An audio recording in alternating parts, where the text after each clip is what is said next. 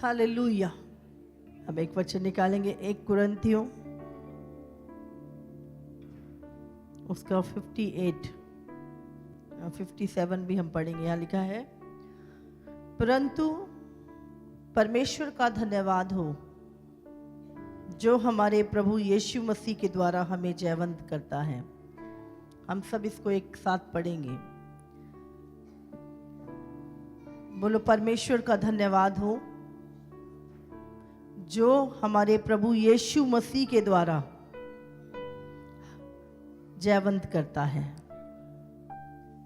आगे लिखा है यहाँ पे, इसलिए हे मेरे प्रिय भाइयों, दृढ़ और अटल रहो और प्रभु के काम में सर्वदा बढ़ते जाओ, क्योंकि ये जानते हो कि तुम्हारा परिश्रम प्रभु में व्यर्थ नहीं है। हालेलुया।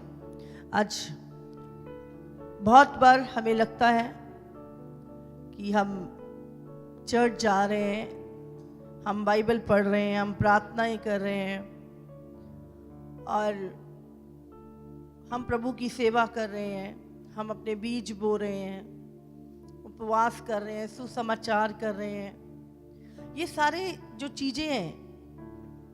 और हमें लगता है बहुत सारे लोग जो संसार के हैं, है ना, जिनको परमेश्वर के विषय में ज्ञान नहीं है या उसके वचन का ज्ञान नहीं है, तो वो लोग ये सारी बातों को मूर्खता की बातें जानते हैं। बट जो लोग परमेश्वर को जान चुके हैं उन लोगों को भी भटकाने की कोशिश करते हैं। लेकिन बाइबल हमें बताती है ना, मैं झूठ हो सकती हूँ, आप झूठ हो सकते हो, संसार झूठ हो सकता है, लेकिन खुदा का वचन, हाँ, बाइबल में लिखा है कि धरती और आकाश टल जाएंगे लेकिन परमेश्वर का वचन बिना पूरा हुए कभी भी ना टलेगा। उसकी एक बिंदी, एक मात्रा भी बिना पूरा हुए कभी ना टलेगी। हालेलुया। तो हम यहाँ पर देखते हैं कि परमेश्वर प्रभु यहाँ पर अपने वचन में कह रहा है कि दृढ़ और अटल रहो और प्रभु के काम में सर्वदा बढ़ते जाओ। हमें उस समय रिजल्ट दिखाई नहीं देता। कई बार हम जब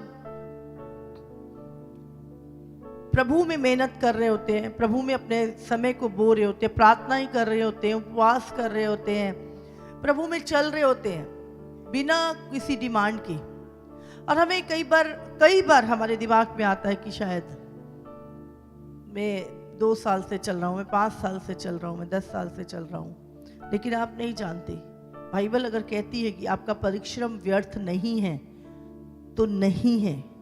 आपको याद रखना है, क्योंकि तुम ये जानते हो कि तुम्हारा परिश्रम प्रभु में व्यर्थ नहीं है। उसका रिजल्ट है, उसका प्रतिफल है।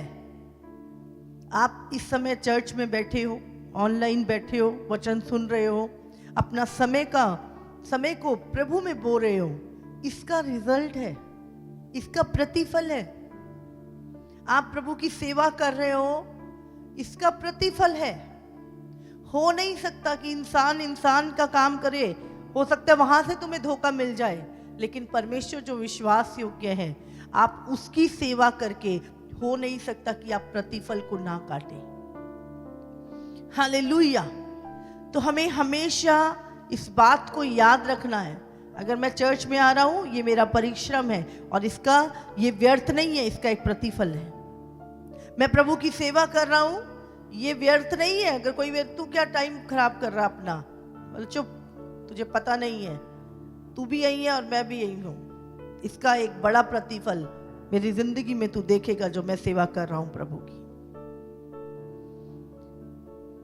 क्योंकि जो व्यक्ति परमेश्वर को नहीं जानता, उसके वचन को नहीं जानता, वो संसार की रीति से सोचता है। आज हमें अपनी सोचों पे भी काम करना है। हमारी सोचें जो हैं, हमारी जो विचार हैं, हम बहुत बार संसार की रीति से सोचना शुरू कर देते हैं और उलझ जाते हैं। जब एक आत्मिक व्यक्ति आत्मिक सोच हटा के शरीर में या संसार की सोच के अनुसार सोचने लगता है, वो उलझ जाता है। उसको समझ नहीं आता मैं ये करूं या मैं ये करूं, मैं सही भी चल रहा हूं। क्योंकि आपको एक आत्मिक व्यक्ति अगर कंफर्टेबल अपनी लाइफ में चलना चाहता है तो उसको वचन पे चलना है। संसार क्या कह रहा है, लोग क्या कह रहे हैं, आपको कोई मतलब नहीं। आपको सीधे परमेश्वर के वचन पे चलना है। और उसी में बाइबल में एक वचन लिखा है, प्रभु के मार्ग में उत्तम पदार्थ पाए जाते हैं। हालेलुया। प्रभु के मार्गों में उत्तम पदार्थ पाए जाते हैं। किस में पाए जाते हैं? प्रभु के मार्ग पे, इधर उधर चल के नहीं। अगर आप परमेश्वर के मार्ग पे चल रहे हैं तो आपको मांगने की जरूरत नहीं है, वो अपने आप आपको मिल जाएंगे रास्ते में। लिखा प्रभु के मार्गों में उत्तम पदार्थ पाए जाते हैं। किसके मार्ग में? प्रभु के मार्ग में। हालेलुया। आप चल रहे हो परमेश्वर में, अपने आप जो आपको चाहिए वो उसके मार्गों में आपको मिलता जाएगा। आपका काम क्या है? प्रभु के मार्ग पे चलना। हालेलुया। परमेश्वर का मार्ग इतना कठिन नहीं है अगर आप प्रभु से प्यार करते हैं और प्रभु को जान चुके। लेकिन मुश्किल कब होती है चीजें? जब आप संसार की सोच को अपने अंदर लेते हो, संसार की सुनना शुरू कर देते हो, तब आपके जो रास्ते हैं वो डिफिकल्ट हो जाते हैं, मुश्किल हो जाते हैं। इब्राहिम, जब परमेश्वर ने इब्राहिम को बोला, इब्राहिम अपने घर को, अपने घराने को, अपने कुटुंबियों को, अपने देश को छोड़ और मेरे पीछे हो ले। अगर हम संसार की रीति से सोचें तो क्या ये डिसीजन फायदे का था? अपना घर भी छोड़, अपना हिस्सा भी छोड़, अपने माँ बाप को भी छोड़, अपने देश को भी छोड़, और मैं तुझे एक ऐसा देश दूंगा जहाँ दूध और मधु की धाराएं बहती है, पर पता नहीं कहाँ है।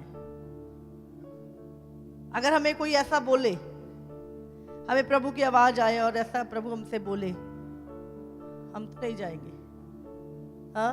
कहाँ, कितनी दूर, कहाँ पे है, क्या है? प्रभु की रात को आवाज आई और सुबह निकलिए, इजी नहीं है।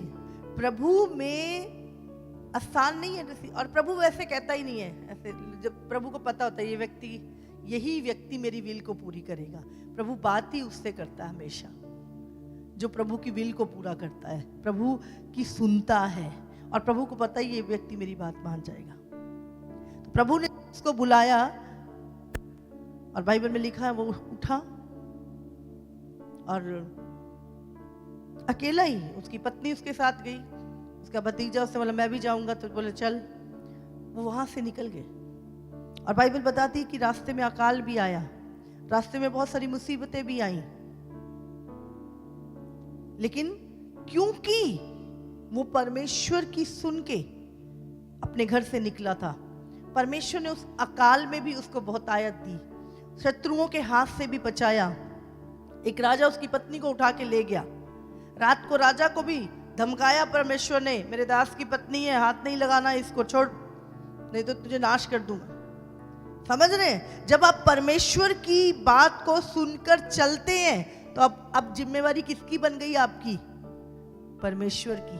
आपकी रक्षा करना, आपको खिलाना, आपको संभालना, आपके परिवार को संभालना, आपकी पीढ़ियों को संभालना, किसकी रिस्पॉन्सिबिलिटी है अब? परमेश्वर की। हालेलुया।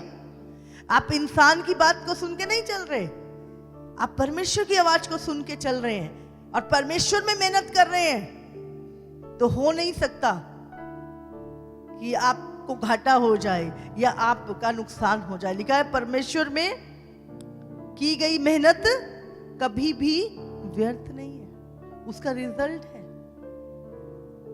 उसका प्रतिफल है, उसके मार्गों में उत्तम पदार्थ पाए जाएंगे। और आप हमेशा देखना, आप उन लोगों को जो परमेश्वर के साथ सीधी चाल चलते हैं और प्रभु में परिश्रम करते हैं, एक ही चीज उनका होता है कि परमेश्वर में का वचन मेरे जीवन में ना टूटे, परमेश्वर का वचन में मैं चलूं। और आप हमेशा देखना उनकी लाइफ में आप एक शांति को देखोगे, एक भरपूरी को देखोगे। उनकी लाइफ ना केवल अपनों के लिए, दूसरों के लिए भी एक आशीष का कारण होती है। हालेलुया। और हमने देखा फिर परमेश्वर ने इब्राहिम को इतना बढ़ाया, इतना बढ़ाया लिखा है वो धन का इतना धनी हो गया, उसके जानवर इतने बड़े, उसके बच्चे और आने वाली पीढ़ियां, इसहाक, याकूब, वो भी अपने पिता के वचन के मानने के कारण आशीषित हुए। और आज हम क्या बोलते हैं? परमेश्वर तू इब्राहिम, इसहाक और याकूब का परमेश्वर है। हालेलुया। और उसकी सारी पीढ़ियां आज भी धरती पर इजराइल में जीवित है, और उन्हीं में से उद्धार करता हमारा यीशु मसीह, जिसके कारण पूरा संसार के लोग जो मसीह हैं वो भी आशीषित है। वो आशीष ऐसी होती है जब आप खुदा के कहने में चलते हो, खुदा की बात को मानते हो, फिर वो आशीष ऐसी होती है कि वो दिखाई देती है, वो कभी कभी मिट नहीं सकती। समय चलता जाएगा, वो आशीष बढ़ती जाएगी आपकी लाइफ में, वो भरपूरी बढ़ती जाएगी। इसलिए प्रभु में की गई मेहनत कभी बेकार नहीं है। इसे मत सोचो मैंने बोल दिया मेरा घाटा हो गया, मैंने प्रभु की सेवा कर रहा हूं तो मुझे प्रतिफल नहीं मिलेगा। हो ही नहीं सकता, हो ही नहीं सकता।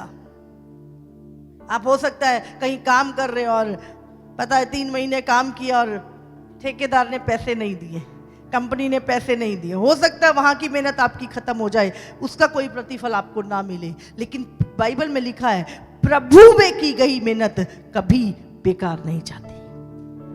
हालेलुया। आप बैठकर 1 घंटा बाइबल पढ़ रहे हो नहीं सकता कि परमेश्वर आपको ना देखे। आप प्रार्थना कर रहे हो नहीं सकता परमेश्वर आपको ना देखे। आप रेगुलर चर्च में आ रहे हो, पर हो नहीं सकता कि परमेश्वर आपको नहीं देख रहा। आपकी ये मेहनत जो आप प्रभु में कर रहे हो, इसका 100% आपको रिजल्ट मिलेगा ही मिलेगा। हालेलुया। क्योंकि प्रभु का वचन, मैंने बोला आप, मैं, संसार झूठ हो सकता है, लेकिन खुदा का वचन झूठ नहीं हो सकता। हालेलुया। प्रभु में की गई मेहनत, आपने प्रभु की सेवा की, प्रभु में सीड बोया, हो नहीं सकता। लेकिन उस समय हमें लगता है, जब हम कर रहे होते हैं, हमें रिजल्ट नहीं दिखाई देता, हमें लगता है कहीं मेरा टाइम तो नहीं, और फिर कोई और बोल देता है तो हमें लगता है हमारा समय तो नहीं खराब हो रहा, कहीं मैंने गलती तो नहीं कर ली अपना सीड बो के, सेवा करके, अपना प्रभु में समय। हमें ऐसा शैतान कई बार हमारे दिमाग में चीजों को लेके आता है।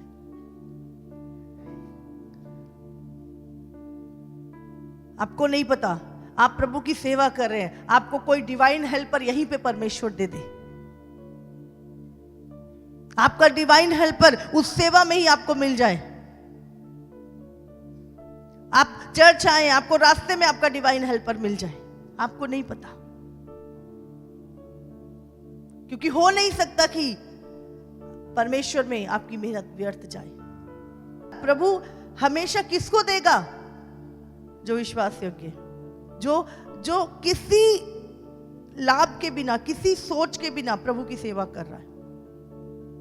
कोई कुछ पाने के लिए नहीं, कुछ उसके लिए नहीं, सिर्फ प्रभु में वो मेहनत कर रहा है क्योंकि वो परमेश्वर से प्रेम करता है, और परमेश्वर उसके लिए फिर योजना बनाता है। हालेलुया। अगर प्रभु में आपको दुख भी मिल रहा है तो याद रखना उसका भी प्रतिफल है, उसका भी प्रतिफल है।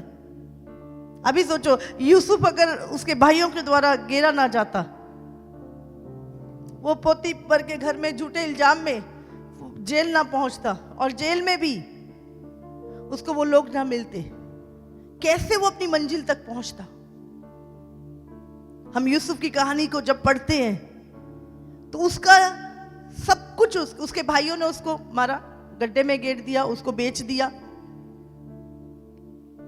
उस टाइम आप सोचो ये अच्छा था या बुरा था यूसुफ के लिए?